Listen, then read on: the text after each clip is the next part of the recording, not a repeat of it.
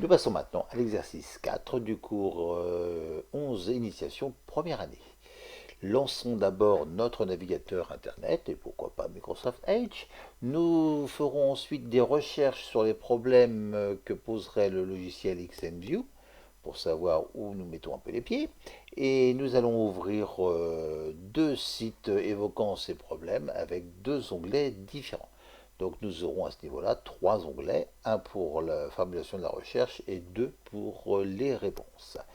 Dans un quatrième onglet, nous visiterons un des sites les plus appropriés pour obtenir des informations sur un logiciel et nous localiserons avec cette encyclopédie, disons, le site du téléchargement. Ensuite, nous téléchargerons ce logiciel et nous l'installerons pour le tester et le désinstaller s'il ne nous satisfait pas.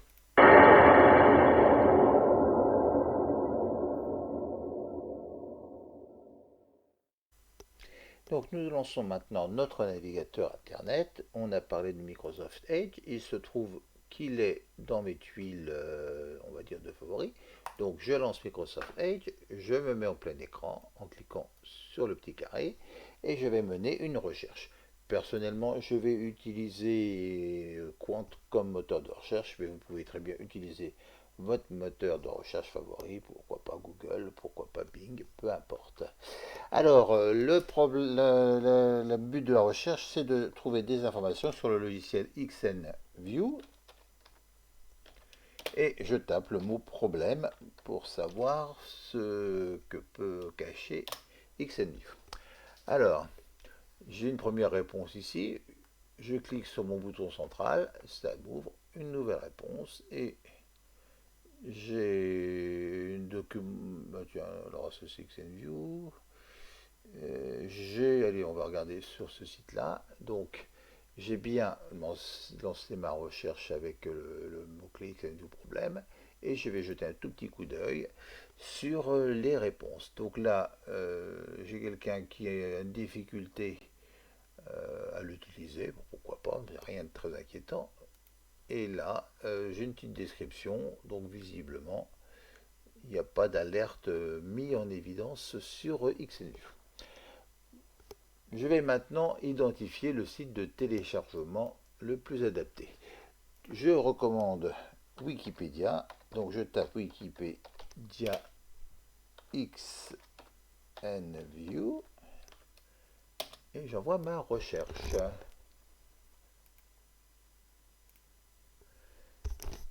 Et donc je trouve ici un résultat sur Wikipédia, donc j'ouvre cette recherche. Je suis bien sur le site wikipedia.org et on me parle d'XNView. Donc on me raconte que ça fait plein de choses tout à fait intéressantes, pas spécialement d'inquiétude à avoir là-dessus. Et sur la page partie droite, je trouve le site web qui va être celui de l'éditeur. Donc j'ai un fichier, enfin j'ai un lien avec le mot FR, enfin les deux lettres FR, donc qui me laisse entendre qu'il existe en français. Je clique dessus et me voici sur le site de XNView en français. Eh bien, on regarde ce qu'on me propose. J'ai plein de possibilités. Je vais dans la catégorie ordinateur. Donc, visiblement, il existe aussi pour mobile. Je vais prendre la première possibilité qui m'est donnée avec le petit symbole de Windows. Je clique ici sur XNView. En descendant, voilà, j'ai donc sur la page XNView, je vais vers le bas, j'ai quelques copies d'écran qui montrent comment ça fonctionne en tant que visionneuse de photos et je vais prendre l'installation, la visualisation la plus minimale et je vais prendre avec le setup, c'est-à-dire un système d'installation. Je clique dessus. Comme je suis sur Edge, j'ai une partie, on va dire, allez, disons une fenêtre qui s'est ouverte, qui me permet soit d'exécuter, soit d'enregistrer, soit d'annuler. Je vais enregistrer ce fichier et donc procéder au téléchargement. Le téléchargement c'est terminé. XNView small.exe est terminé. Donc je vais ouvrir le dossier. ce serait sous Edge, je clique sur un dossier, je le retrouverai aussi dans les téléchargements si je passe par le navigateur.